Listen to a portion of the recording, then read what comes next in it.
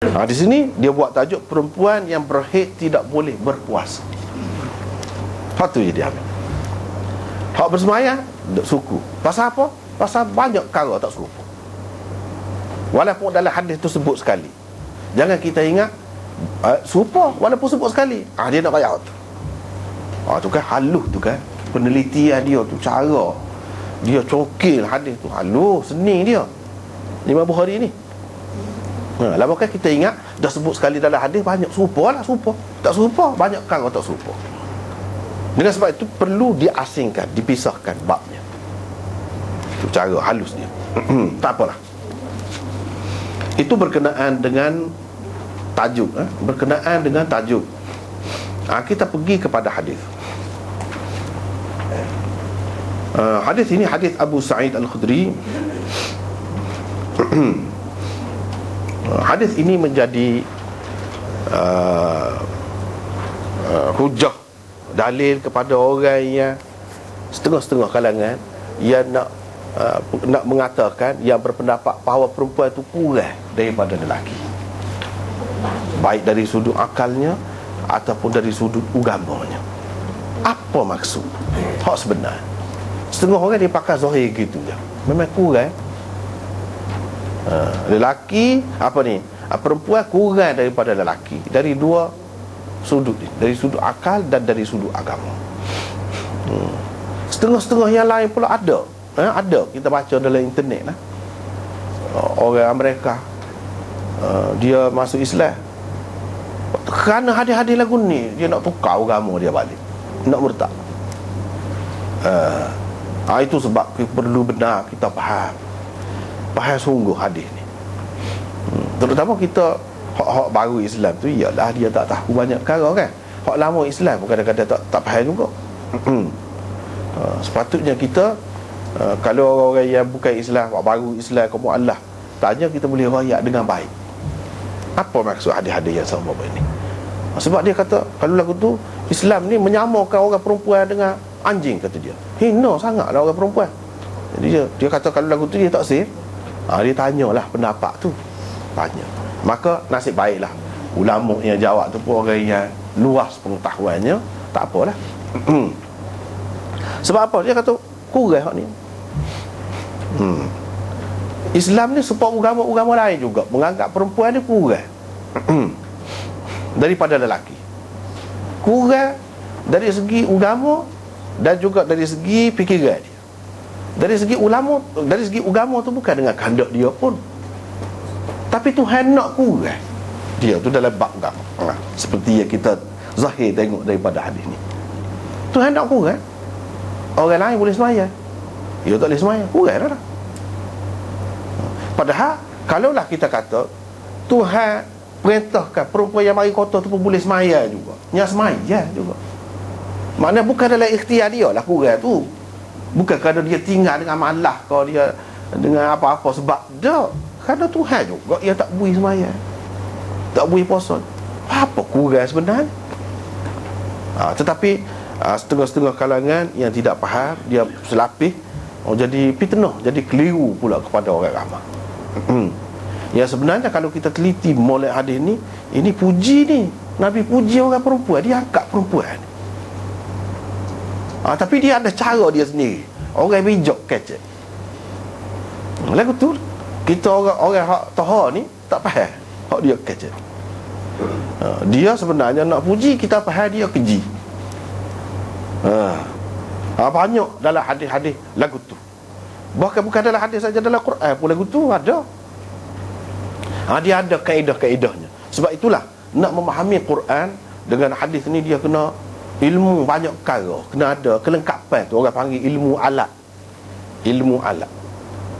Biar mahir sungguh, barulah betul. Kalau tidak boleh jadi keliru lah. Kita sendiri pun tak faham, orang lain pun tak faham. Nak mana muka kita sendiri pun tak faham tu guru tu. Nak pergi faham lagu mana anak muridnya, dan tu guru sendiri pun tak faham. Tak akan faham sampai ke bila pun. Itu dia. Baik, kalau kita tengok di sini, Abu Sa'id Al-Khudri meriwayatkan, dia kata Rasulullah SAW pernah keluar satu kali itu pada hari raya haji atau hari raya puasa. Hari raya lah ceritanya. ke musalla. Dia pun pergi kepada orang-orang perempuan. Dia semaya raya tidak serupa dengan semaya jemaah kan. Kalau hari jemaah tu khutbah dulu, lepas tu baru jemaah.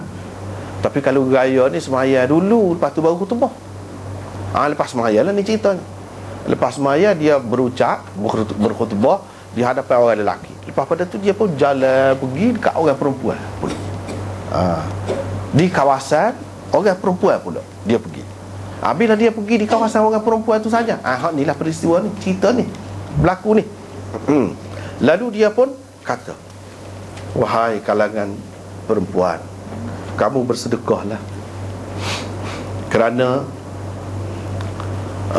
aku ditunjukkan kepadaku, kamulah ahli neraka hak paling ramai. Mereka pun kata, bapa wahai Rasulullah, ia jadi ramai puak-puak kita ni dalam neraka. Nabi SAW pun kata, kamu ni berhingutuk orang, berhinyupah, dan kamu tidak mengenang budi suami. Tidak pernah aku lihat orang hak kurang akal, orang hak kurang akal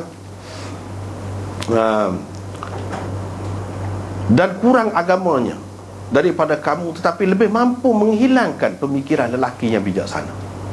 Bisa orang perempuan, belah-belah dia kurang tu, dia boleh mengalahkan orang lelaki hak bijak, hak gagah, hak perkasa, hak kasar, hak keras tu, dia boleh menundukkan. Orang perempuan tu pun tanya, apa ya jadi kurang akal, kurang agama ni, kok mana? Nabi SAW pun ayat seperti tadilah, seperti dia sebut tu, bukankah kesaksian perempuan tu separuh daripada kesaksian lelaki?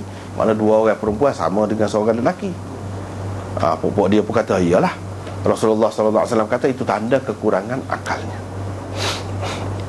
Bukankah apabila perempuan itu berhaid, dia tidak boleh bersembahyang, tidak boleh berpuasa? Pokok perempuan itu pun jawab, ya. Rasulullah kata itulah tanda kekurangan agamanya. Kita tengok semula di sini.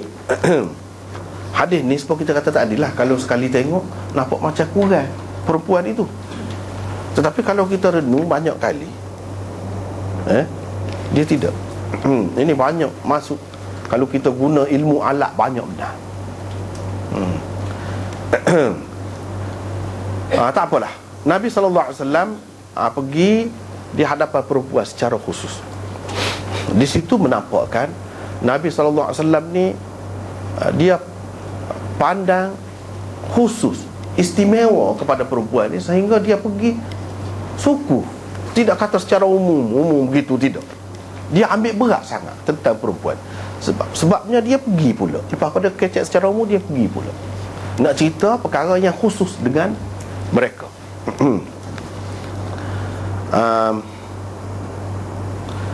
Dia pergi kepada orang-orang perempuan tu, kalau dengan maksud nak royak kurang orang pada hari raya. Hari raya tu hari suka kan? Tak suka dah lah, tak suka dah lah, sedih dah lah jadinya. Hari tu dia suruh, nanti kita akan jumpa dalam Bukhari ni pun. Sini hak ni hak rekah, hak panjang.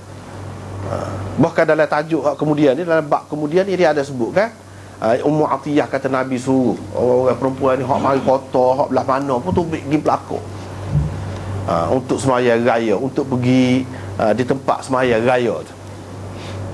Hak suci boleh semaya lah, hak tidak suci dia suruh pergi juga, ambil manfaat daripada doa, daripada zikir orang-orang di sana. Dia suruh pergi, tiba-tiba suruh pergi belakang pukul, pukul kata kurang gini. Nak sabar kau? Gitu kau maksud dia sebenarnya. Satu perkara yang kita kena perhati. Yang kedua, Nabi SAW ni maklum dah, dia menghapuskan ajaran agama sebelumnya. Antara saki-baki ajaran agama sebelumnya ialah merendahkan orang perempuan, mengurangkan orang perempuan, menghina orang perempuan. Bahkan dalam setengah-setengah agama tu